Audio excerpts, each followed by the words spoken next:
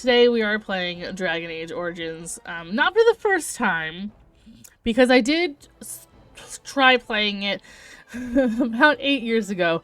And I don't remember how far I got. And that was a whole ass different computer ago, so I no longer have that save file. Anyway, but I have since patched the game, put some mods in so that it runs better, and all that, and I got it all working. The only problem is I can't launch it through Steam, so I'm not sure if there. I don't know if Steam still has achievements for this game, so if it does, I'm not gonna get them, which kind of sucks because I love achievements. Oh, I love them. But oh well. I'll deal with it, I guess. But yeah, so we are starting this for... I say it for the first time. Oops, that's not the button that I wanted. Not the first time, but this is the first time I plan to play through the whole thing. So, if you played it before, please no spoilers. Please no backseating unless I like explicitly ask for assistance or something. And I would prefer, like, if it comes to that point, and I ask for it, I would prefer maybe a hint rather than the outright answer, so that I can still try and figure it out myself. But we'll see. So what's the difference? What is first? Origins or Awakening? Because this is the Ultimate Edition. Now I don't know. Oh, I gotta update my story graph with my reading today so I don't forget.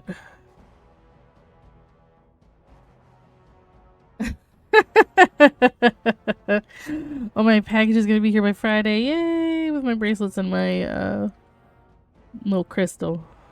My sphere. Let me see.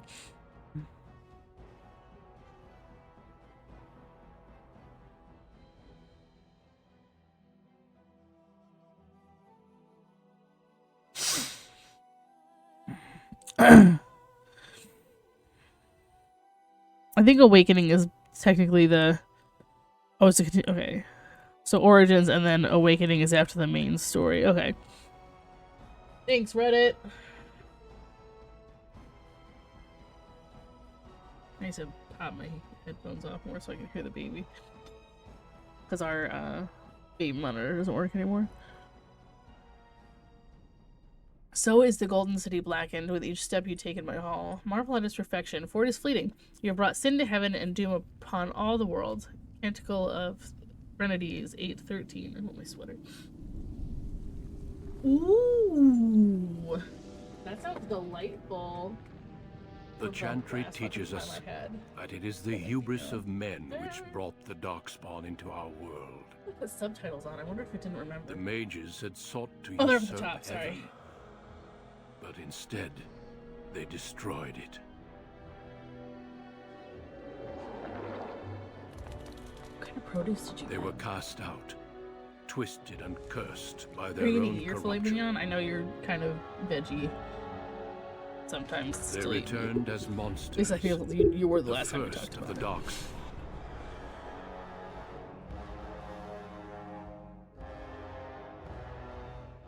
Ooh, that sounds delicious. They We had became chicken a nuggets and blight french upon the fries. lands, We're gonna take out the unstoppable chicken. and relentless. Okay. That's gonna be so good. That's gonna be a wonderful The dinner for you. dwarven kingdoms were the Or first lunch, to fall. whatever. Breakfast, And whenever you from want to the eat that, deep that's gonna be roads, good. the darkspawn drove at us again and again until finally we neared annihilation. Guys, if you don't have a warm beverage with you right now, you probably should. Even if you're not in the line of the blizzard penis, you should have a hot beverage. I kind of wasn't really paying attention, so I hope it doesn't matter. Until the Grey Wardens came. Men and women from every race, warriors and mages, barbarians and kings.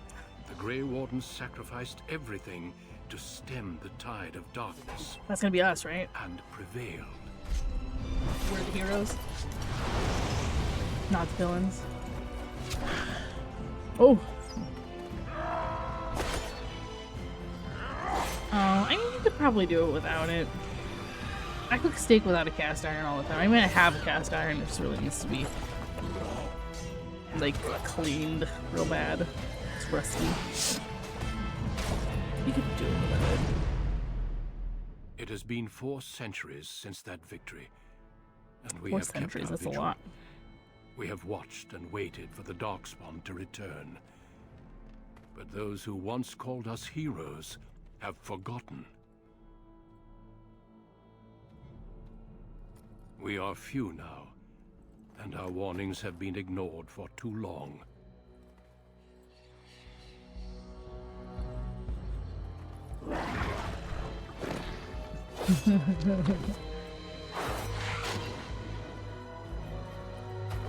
Whoa! It may even be too late.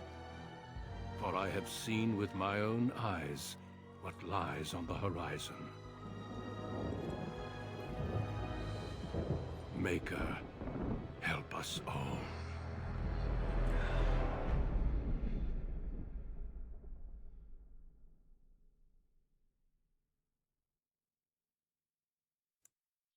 Okay. The background you select will determine which of 6 distinct opening stories you play through. It also affects how characters respond to you through the game. Okay.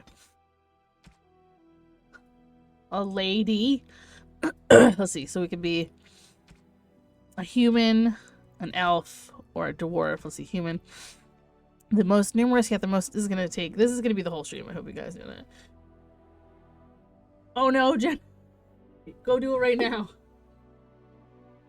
The most numerous, yet the most divided of all the races. Only 4 times have they ever united under a single cause, the last being centuries ago. Religion and the chantry play a large part in human society. It distinguishes them culturally from elves and dwarves more than anything else. Humans can be warriors, rogues, or mages. Racial benefits: +1 strength, +1 dexterity, +1 magic, +1 cunning.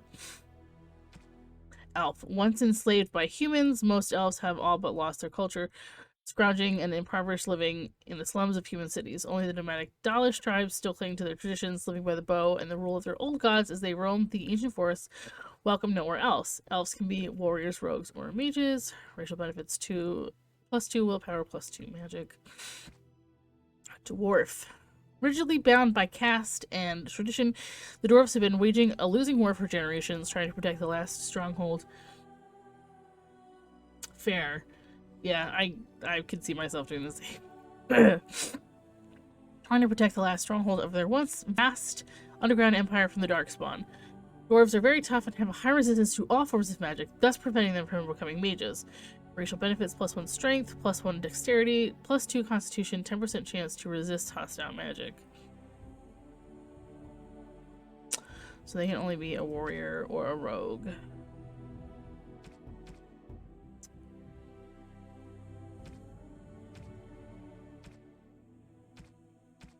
Maybe we do elf?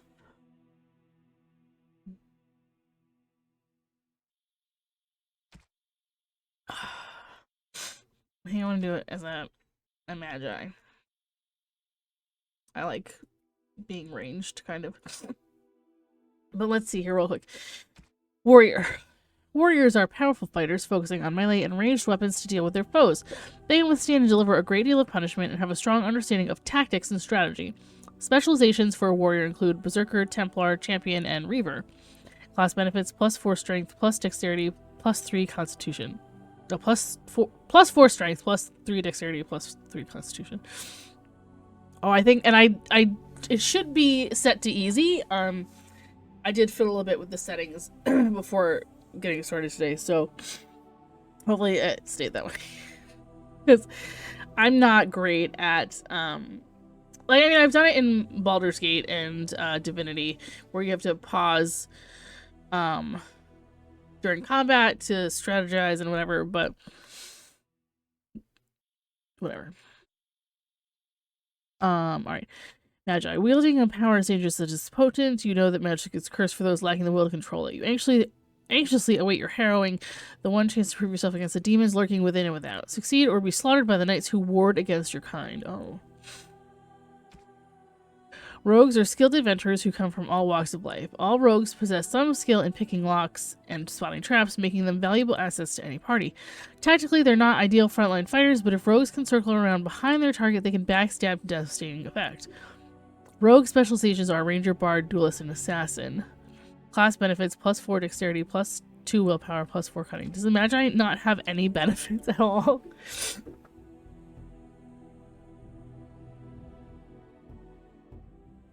That seems classist.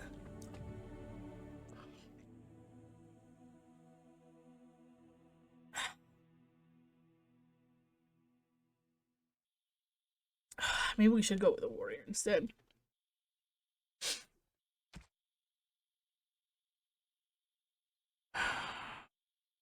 How is it that the warriors have +1 magic, but the Magi don't? Can someone explain that to me? Oh no, it's the... Sorry. It's that the humans have... I clicked the wrong thing. Dummy. Don't mind me.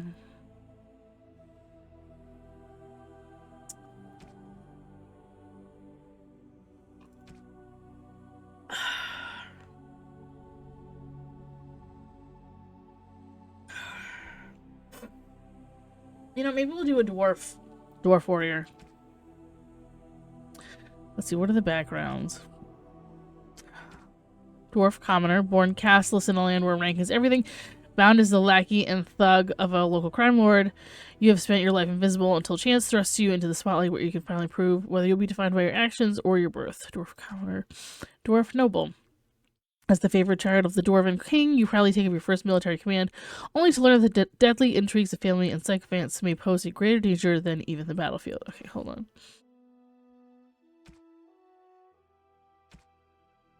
Human noble.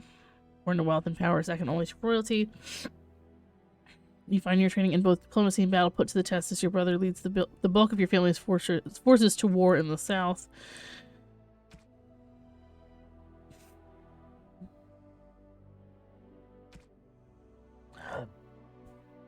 Oh, it was clicking on the wrong thing. Okay. It was giving me this rather than this when I was clicking on it.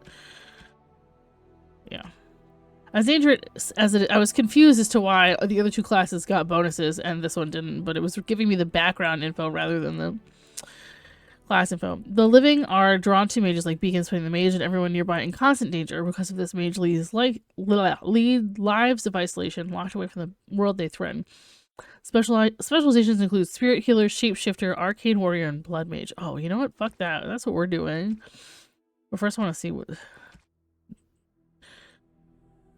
Dalish elf. Proud of your role as one of the few true elves you have always assumed you would spend your life with your tribe until a chance encounter with a relic of your people's past starts to tear you away from everything you've ever known. City elf. You've always lived under the heavy thumb of your human overlords, but when a local lord claiming his privilege with a bride shatters your wedding day, the simmering racial tensions explode. Oh, okay. Cool.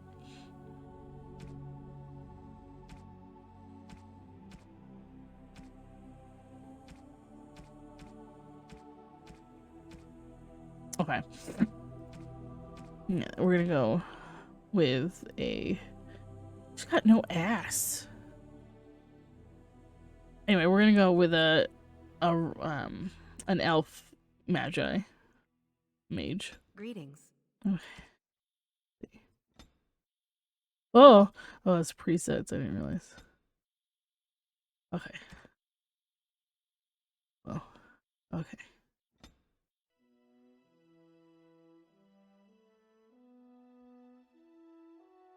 Oh.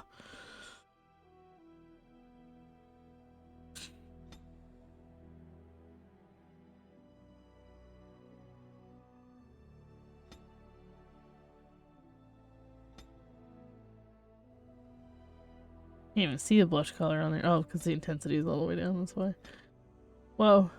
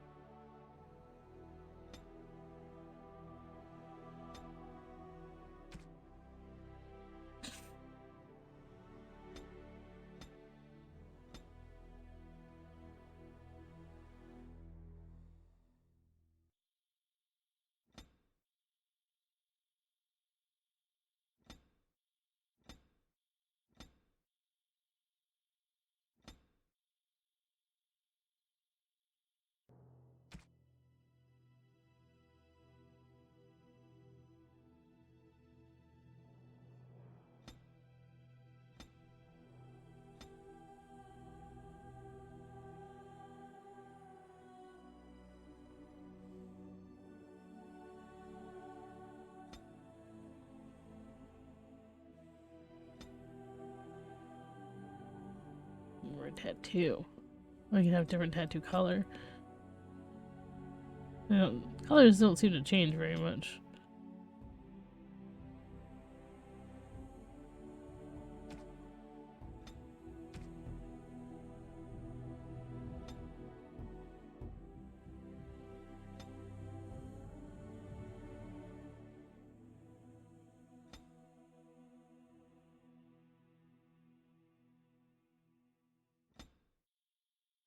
Nice.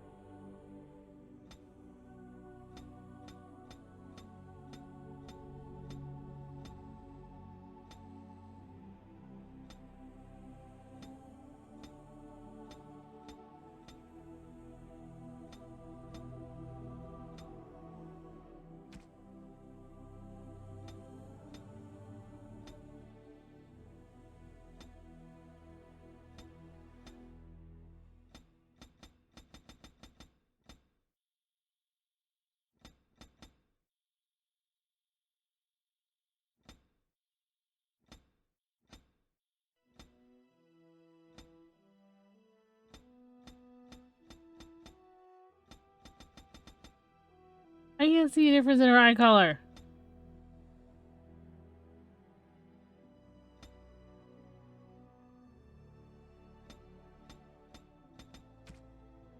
Oops.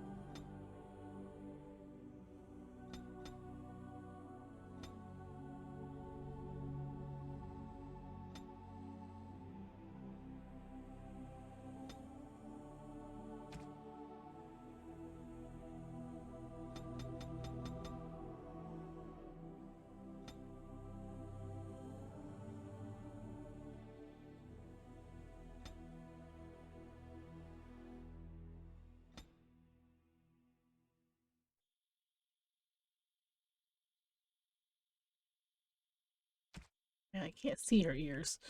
Let's take her hair off for a second.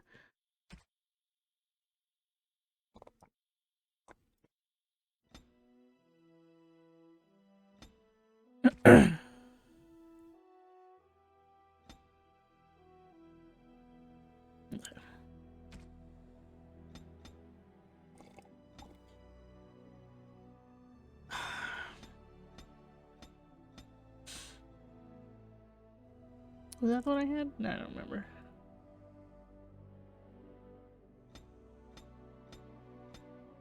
I think it was. Okay.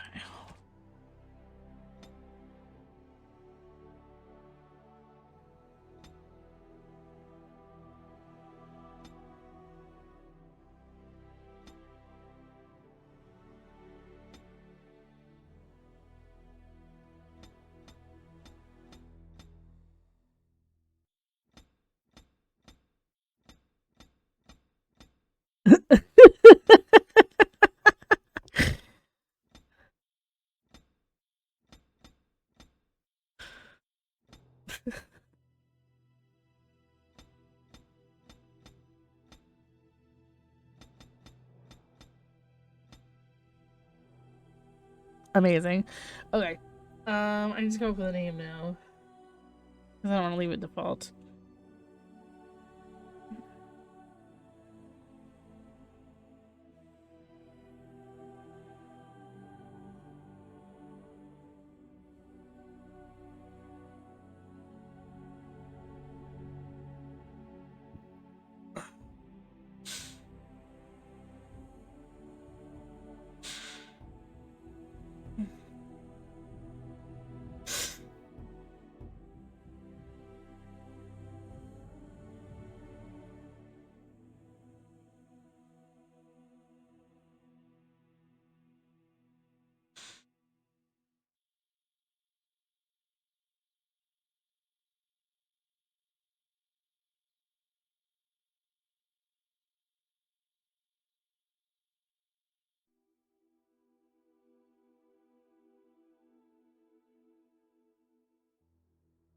I'm just using a name generator on my phone, so hold on.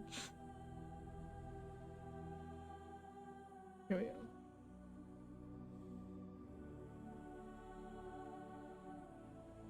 go. Trio. Okay, I spend my points. Oh, sorry, I didn't mean to have a microphone.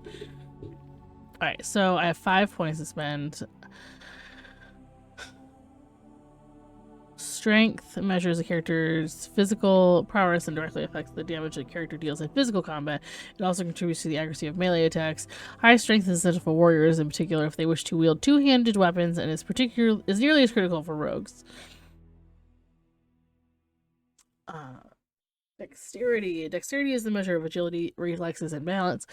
Higher dexterity improves a character's chances to hit, makes the character more likely to dodge incoming blows, and contributes to damage dealt by piercing weapons like daggers or arrows. Archery and dual weapon fighting styles demand high dexterity to master, making this attribute a favorite for rogues. Willpower represents a character's determination and mental fortitude. With high willpower, mages can cast more spells thanks to a deeper mana pool. For warriors and rogues, willpower grants more stamina for combat techniques and special attacks. Okay.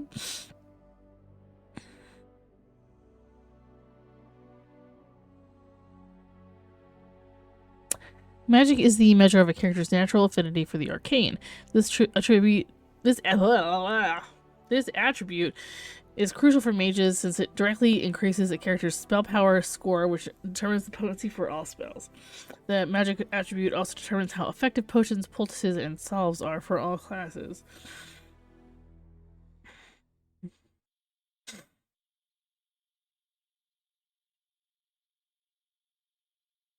And then we have cunning. Cunning determines how well a character learns and reasons. Most skills, such as herbalism or combat tactics, require a quick mind to master, and an observant eye can more easily find weaknesses in enemy armor. Rogues benefit most from the statistic, as many of their class abilities and special attacks rely on subtlety or reading the target, not raw strength. The Constitution represents health and resilience. Higher Constitution directly increases the amount of damage a character can take before falling on the battlefield. Okay.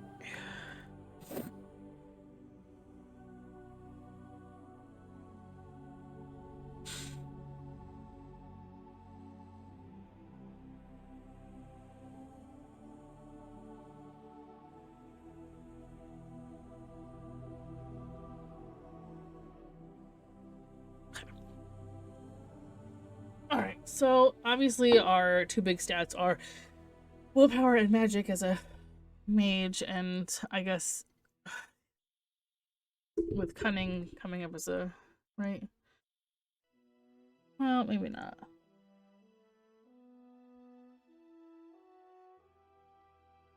I guess maybe. Strength would definitely be our dump stat.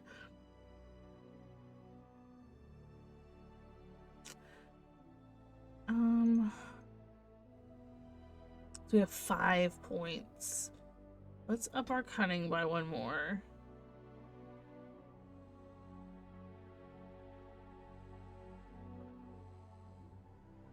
One more to our magic. And then let's do 2 more to our willpower, and we'll just dump 1 into Constitution. Okay, we have 1 point to spend for skills. We can either do herbalism or combat tactics.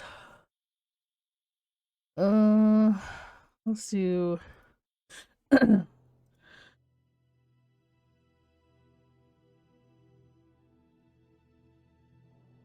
no, we have those already. Okay. My mistake. I'm a dummy. Okay, so Arts level 4, so let me see. We can do coercion. This character is influential enough to convince others to change their views. Strength contributes to a more intimidating character, whereas cunning contributes to a more persuasive character. Stealing. It's quick enough to pilfer small items from others, whether friendly or hostile, as long as they're not too alert. Trap making. Survival. Poison making. Combat training. You can go with improved combat tactics.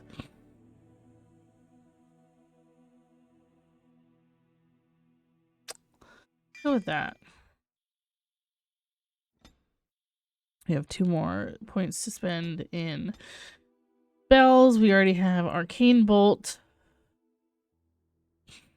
which is just a regular mage spell. So let's see, do we want to go Primal Creation, Spirit, or Entropy? Yeah, you could get spells from any subclass, but usually it's better to focus on one. Flame, Rock Armor, Winter's Grasp, Lightning. Friendly Fire possible. I definitely don't want Friendly Fire.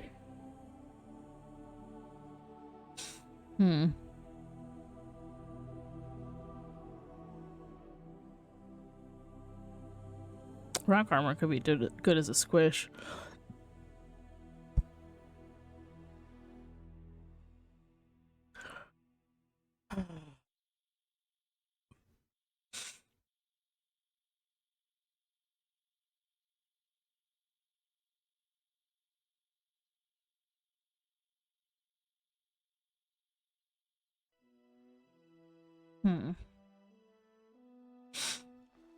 Another shield.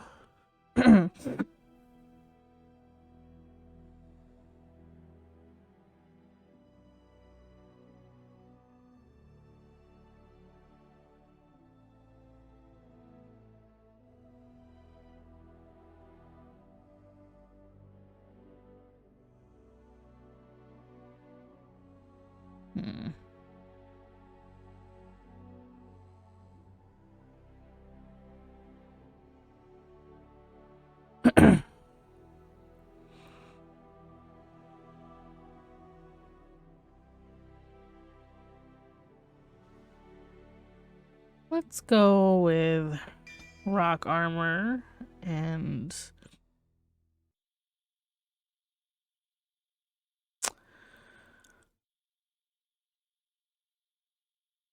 I like the short range, medium range. Let's go with Winter's Grasp. Easy. Okay, easy. Easy. On a cliff overlooking the dark waters of Lake Calenhad stands the tower fortress that is home to the Circle of Magi. This tower is the only place in Ferelden where where mages may study their art among others of their kind. Within the high stone walls, the Circle practices its magic and trains apprentices in the proper use of their powers. But the Circle Tower is as much a prison as a refuge. The ever-vigilant Templars of the Chantry watch over all mages, constantly alert for any sign of corruption. This gilded cage is the only world you know. Found to be sensitive to magic at a young age, you were torn from your family and grafted here as an apprentice. Now, that apprenticeship is nearly over.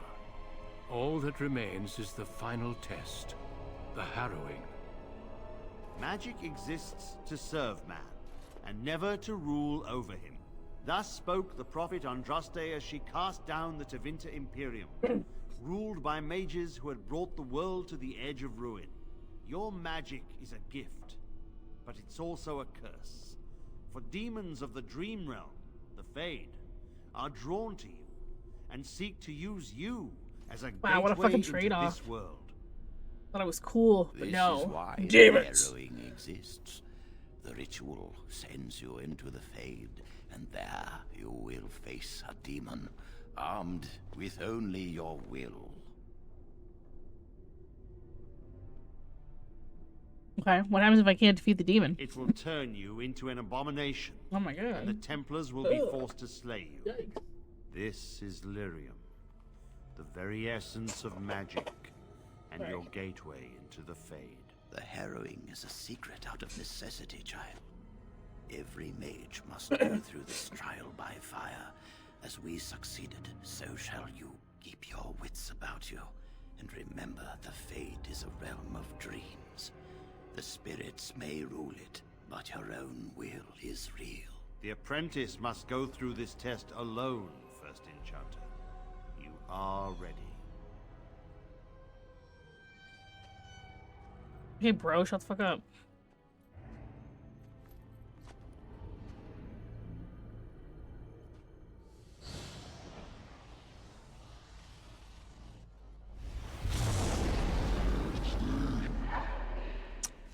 Ugh. The tutorial. This game can be played from a variety of tactical viewpoints. Use the mouse wheel to bring your camera down to exploration mode. While paused, you can issue orders to your character. Right-click on your desired destination. Although armor provides great protection, safety comes at a price. Anything heavier than regular clothing causes fatigue, which increases the mana or stamina cost of spells and talents by a percentage. Sturdy armors like plate carry more of a penalty than lightweight leathers, but some talents like the warrior's powerful can reduce the effective fatigue. Okay.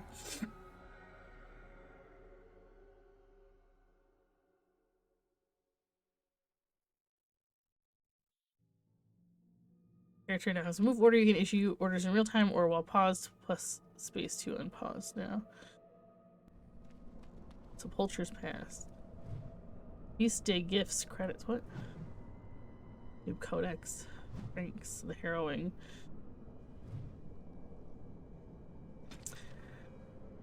Okay. Among apprentices of the Circle, nothing is regarded with more fear than the harrowing. Little is known about this rite of passage, and that alone would be cause for dread. But it is well understood that only those apprentices who pass this trial are ever seen again. They return as full members of the Circle of Magi. Of those who fail, nothing is known. Perhaps they are sent away in disgrace. Perhaps they are killed on the spot. I heard one patently ridiculous rumor among the Circle at Ravane, which claimed that the failed apprentices were transformed into pigs, fattened up, and served at dinner to the senior enchanters. But I could find no evidence that the Ravani Circle ate any particular quantity of pork. From In Pursuit of Knowledge, The Travels of a Chantry Scholar by Brother Genetibgi. Your journal tracks updates to your current objectives and records the results of prior exploits. This includes quests completed as well as codex entries that describe the world around you. At the bottom of the journal screen, the Make Active button lets you designate the quest you're currently working on, which activates arrows on the map and in the game world that direct you to the next point in the plot. Okay.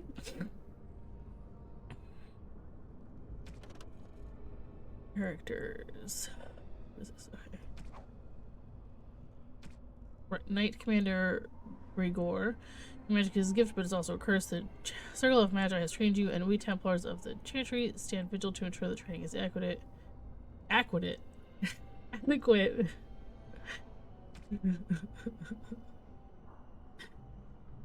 First Enchanter Irving. If you want to survive, you must learn the rules and realize that sometimes sacrifices are necessary. Oh, credits.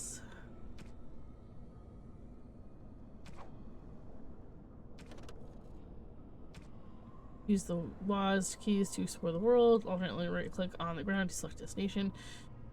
Blur. In exploration mode, moving the mouse while clicking the right button rotates your view. In tactical mode, clicking the mouse wheel lets you pan across the screen. You can only pan until your party members are at the edge of the screen. Although armor, blah blah blah. Okay. You face your harrowing, the rite of passage that marks your transition from apprentice to mage. You've been thrown into the Fade to fend off the demons that see you as a gateway into the world. Prove that these demons have no hold on you and that you are fit to wear the mantle of a circle magi. Or a circle mage. Travel, choose the Poultry's Pass, where a troubled merchant awaits with a deal that may just be too good to be true.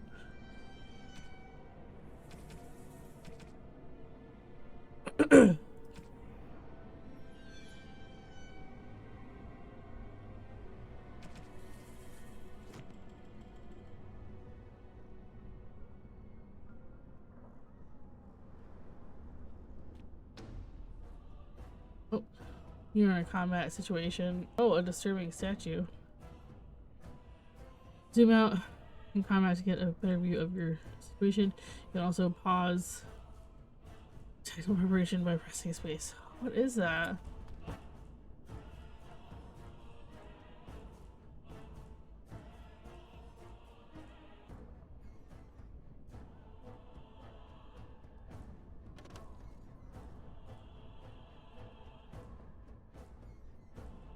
Oh, let me examine it. Very well. Oh. What am I in a combat situation with then? I don't see anything. Anyway.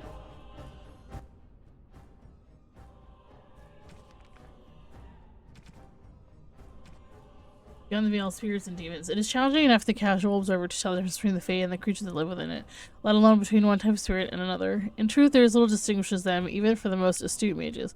Since spirits are not physical entities and they are therefore not restricted to recognizable forms, or even having a form at all, one can never tell for certain what is alive and what is merely part of the scenery. It is therefore advisable for the inexperienced researcher to greet all objects he encounters. Typically, we misuse the term spirit to refer only to the benign, or at least less benevolent, creatures of the Fade, but in truth, all the denizens of the realm beyond the veil are spirits. As the chant of light notes, everything within the Fade is a mimicry of our world, some poor imitation, for the spirits do not remotely understand what they are copying. It is no surprise that much of the Fade appears like a manuscript translated from Tevinter into Orlesian and back again by drunken initiates. In general, spirits are not complex, or rather they are not complex as we understand such things. Each one seizes upon a single facet of human experience. Rage, hunger, compassion, hope, etc. This one idea becomes their identity. We classify as demons those spirits who identify themselves with the darker human emotions and ideas. The most common and weakest form of demon one encounters in the Fade is the Rage Demon. They are much like perpetually boiling kettles, for they exist only to vent hatred, but rarely have an object to hate. Somewhat above these are the Hunger Demons, who do little but eat or attempt to eat everything they encounter, including other demons. This is rarely successful. Then there are the Sloth Demons. These are the first intelligent creatures one typically finds in the Fade. They are dangerous only on those rare occasions they can be induced to get up and do harm. Desire Demons are more clever and far more powerful, using all forms of bribery to induce mortals into their realms. Wealth, love, vengeance, whatever lies closest to your heart. The most powerful demons yet encountered are the Pride Demons, perhaps because they, among all their kinds, most resemble men. From Beyond the Veil, Spirits and Demons by Enchanter Murdermel.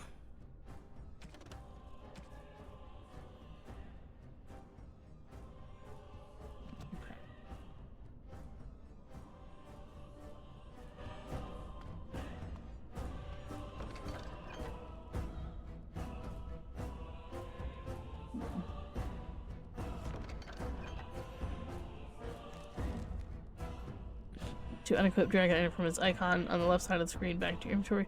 Move your character's... Okay, I think Greg maybe is crying. I will be right back. Sorry.